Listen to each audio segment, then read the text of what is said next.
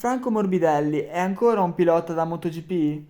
Franco ha appena rinnovato con la VR46 per il 2026. La VR46 ha rifiutato Pedro Acosta per rinnovare Morbidelli.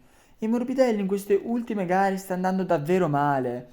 E ricordiamo che in questo weekend ha buttato per terra Jorge Martin, Bezzecchi, poi è caduto lui nella gara della domenica e ha preso 2000 euro di multa più 10 minuti di stop nell'FP1.